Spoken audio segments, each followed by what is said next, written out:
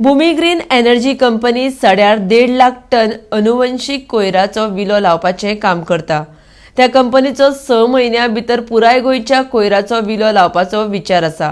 हो प्रकल्प चालू आसतना थंय घाणीचो त्रास लोकांक जावचो ना, तशेंच संजीवनी साखर कारखान्याचो मुद्दोय ते सुटावो करतले, अशें भूमी ग्रीन एनर्जीचे सचिव विजय तिळेकर हांणी सांगलां।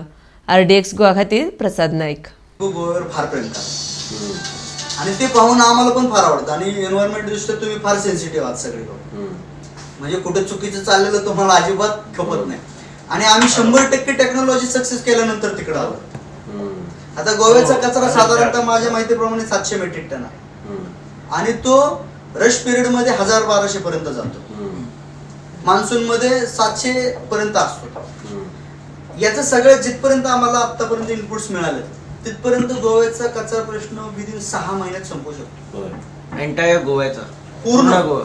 आणि त्याच्यासाठी जर भूमी कंपनी म्हणून जर मला विचारा तर माझ्या डोक्यात असं आहे की साऊथ आणि नॉर्थ असं भौगोलिक दृष्ट्या गोव्याचं थोडंसं डिस्टन्सच्या हिशोबाने हे आहे। कचरा कलेक्ट करणं, ट्रान्सपोर्ट करणं याच्यासाठी साऊथ गोव्याला एक प्लांट असेल की जो त्यांच्या रेडियस मध्ये साधारण माझ्या अंदाजाने 70 किलोमीटरच्या रेडियस मध्ये साऊथ गोवा संपेल आणि 70 किलोमीटरच्या रेडियस मध्ये नॉर्थ गोवा संपेल।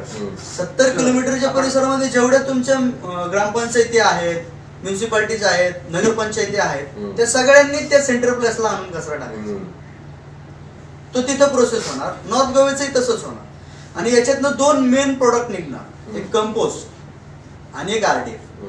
त्या RDF साठी आम्ही एक्झिस्टिंग काय केलेलं आहे, शुगर फॅक्टरी बरोबर टाईप करून शुगर फॅक्टरीमध्ये कोजन जो प्रोडक्ट असतो प्रोजेक्ट, त्याला आम्ही RDF एलिजिबल केलं की जो 12 महिने तिथं तो जाळला जातो आणि त्याच्यापासून एनर्जी तयार होते। भारतीय तंत्रज्ञान शुद्ध, वेस्ट टू एनर्जी, फॉरेनचे तंत्रज्ञान हे ते काही नाही इकडं। आपल्या स्वतःकडेच आपल्याकडे एवढं पोटेन्शियल आहे, ते आपण प्रॉपर यूज केलं तर असे चांगले रिझल्ट आपल्याला मिळतात। राहिला कंपोस्ट, तर कंपोस्ट शुगर केनला आपण द्यायचा शेतकऱ्यांना। गोव्याचे शेतकरी फार कमी प्रमाणात आहे, गोव्याच्या शेतकऱ्यांचं प्रमाण कमी, पण तो सगळा म्हणजे तुमचं वेस्ट टू वेल्थ इथं कम्प्लीट होतं। कंपोस्टचं काय करणार तर गोव्याच्या शेतकऱ्यांना देणार, RDFचं काय करणार तर त्याच्यापासून एनर्जी निर्माण। किंवा भारतातली कुठलंही शहर असू द्या, त्यांचा मेन प्रॉब्लेम हा आहे की कचरा प्लांट जिथं होतो ना तिथं सगळ्यांना भीती वाटते की आता आपलं जगणं हराम होणार, म्हणूनच लोक अपोज का करतात, एवढ्यासाठी करतात। आता कदाचित अशी मानसिकता होते की सडाचा कचरा वेरणाला का न्यायचा, वेरणाचा कचरा सडाला का आणायचा, पणजीचा कचरा तिकडे का आणायचा।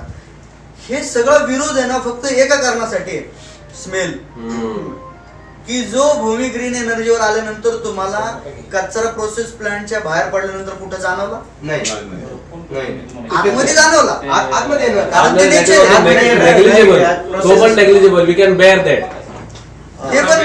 तो पण आम्ही क्लिअर करू शकतो। जर मला सांगा कचरा प्रोसेस करणाऱ्या प्लांट मधनं वासच नाही आला, स्मेलच नाही आला, तो कोण विरोध करणार? मग तुम्ही तो सड्याचा कचरा वेरणाला न्या, वेरणाचा कचरा मडगावला न्या, मडगावचा कचरा पहिला नाही, कुठेही न्या। प्रॉब्लेम हा आहे की लोकांना आहे ना अजून जे काही कचरा प्लांट आतापर्यंत झाले त्यांचे सक्सेस झाले नाही, सक्सेस न झाल्यामुळे तिथं स्मेल न्यूसन्स झाला, त्यामुळे लोकांची मेंटॅलिटी घेतली, गोवा आमची जागृती होत नाही गोव्यात।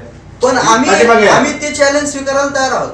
मुळात त्रास व्हायचं काही कारणच नाही। जर आमच्या सारख्या ठेकेदारांनी काम चांगलं केलं, कंपन्यांनी काम चांगलं केलं तर शेजारच्याला त्रास व्हायचं कारणच नाही, मग NGO पण येत नाही।